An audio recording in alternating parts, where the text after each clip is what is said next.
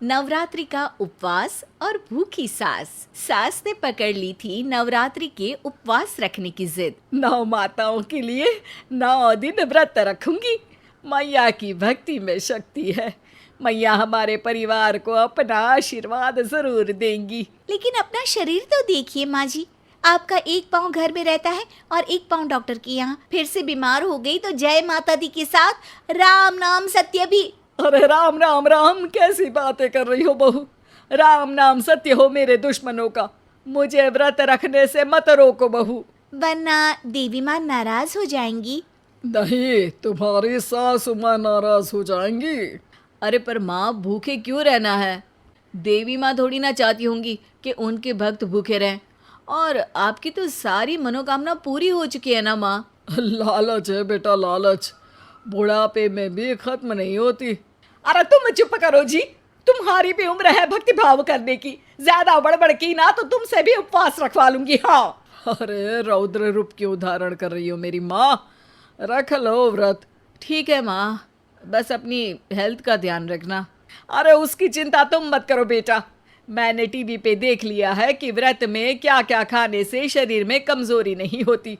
अच्छा ही है, वरना ऐसा ना हो कि 9 दिन के बाद तुम मैया के द्वार की जगह सीधा हरिद्वार।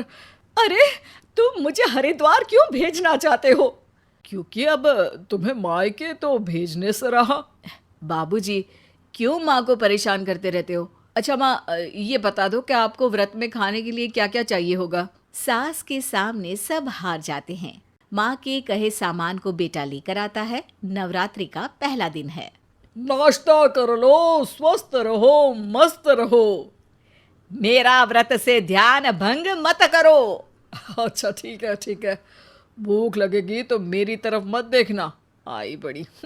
तुम कोई खाना हो जो तुमको देखूंगी। आए बड़े। माँ जी, ये लीजिए आपका फरियाली मिक्सचर। इससे व्रत नहीं टूटेगा।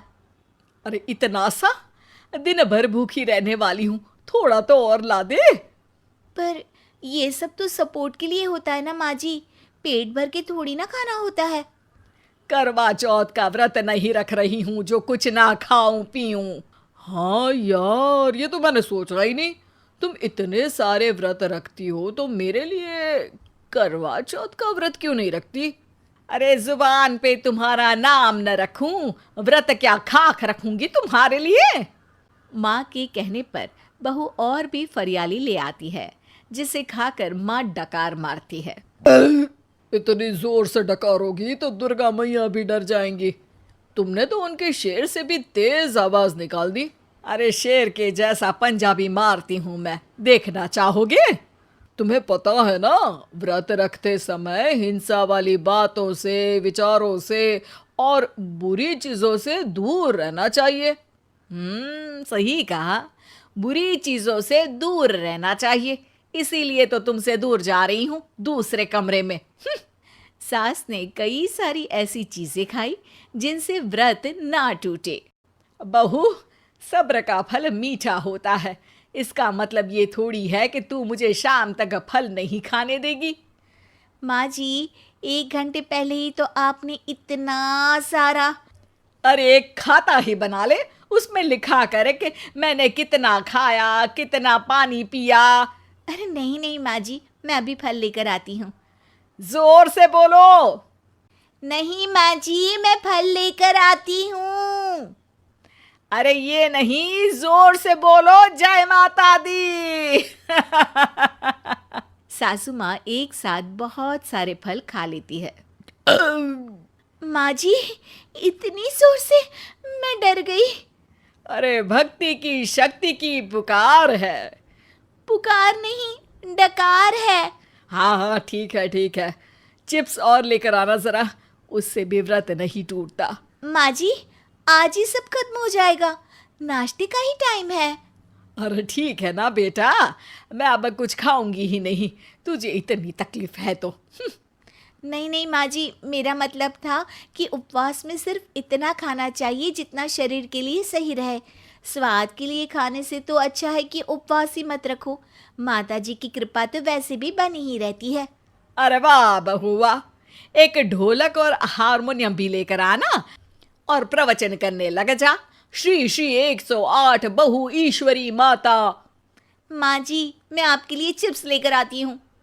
बहू की सही सलाह को भी सास नजरअंदाज कर देती है।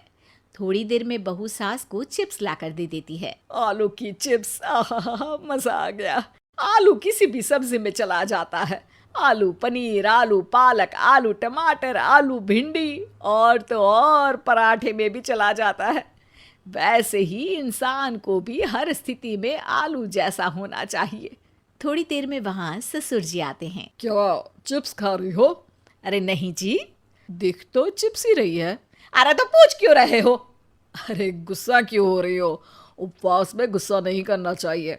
और ऐसा तो है नहीं कि सिर्फ तुम उपवास करती हो, हमने भी तो किया होगा कभी। नहीं जी नहीं, तुम तो कर ही नहीं सकते। तुम उपवास में भी भेजा खाओगे और भेजा खाने से उपवास टूट जाता है। अच्छा, थोड़ी सी चिप्स मुझे दे दो, मन ललचा रहा है। नहीं, उपवास के लिए है। तुम अपना खाना खा लेना जो भी बने। पूरा दिन सास कुछ ना कुछ खाती रहती है। जैसे ही रात होती है, बस उपवास हो गया, अब मैं खाना खाऊंगी। जो दिन भर से खा रही थी उसको क्या बोलते हैं? बाबूजी क्यों माँ को परेशान करते रहते हो? अरे लड़के, तेरी माँ दिन भर से इतना खा चुकी है कि देश में भूखमरी की समस्या इसी की वजह से बढ़ रही है। और खाने की दिक्कत नहीं है, कितना भी खाए, लेकिन सेहत इधर उधर होती रहती है। कुछ ऊपर नीचे हो गया तो तेरी माँ खाने के बाद हाथ धोएगी और तू अपनी माँ से हाथ धो बैठेगा। अरे इत्तू सा तो खाया था, उपवास भी ना तोड़ू क्या? ठीक है, नहीं खा रही बस। अरे बहू, तुम ही बताओ, ये इत्तू सा मतलब कितना खाया है इसने? ना जी ना, मैं कुछ नहीं बोलूंगी। खाना दे रहे हो या नहीं, या 9 दिन बिना जल के उपवास रख लूं? देने के लिए धमकी अच्छी है, सुनने में भी डरावनी लग रही है, पर जैसे तुम्हारी जुबान में स्वाद का खून लगा है ना, तुम भूखी नहीं रह पाओगी। मैं कसम खाती हूँ जी। अरे देखो, कसम भी खाओगी तुम।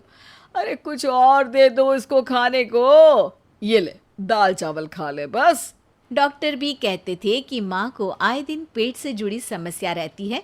बस इसी के लिए घर वाले पहले उन्हें उपवास नहीं करने दे रहे थे, लेकिन जब उपवास करने दिया तो माँ ने इतना फरियाली खाया कि घर वालों की चिंता बढ़ा दी। और जैसा कि घर वालों को डर था, अगले दिन उनकी तबीयत खराब भी हो गई।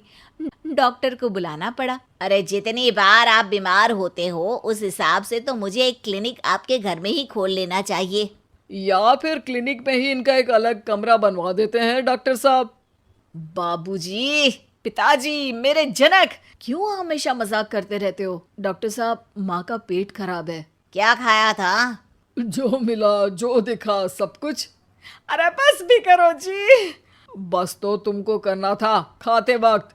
देखिए, खाना अच्छी बात है और उपवास भी आदमी को रखते रहना चाहिए, लेकिन तब जब शरीर लायक हो। पहले दिन ही बीमार हो गई तो 8 दिन कैसे होगा? आप व्रत मत रखो और खाने पीने पे ध्यान दो। मैं गोलियां दे रहा हूँ।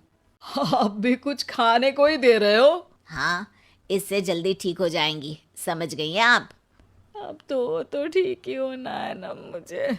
जोर से बोलो। जय माता दी। जय माता दी। जय माता दी।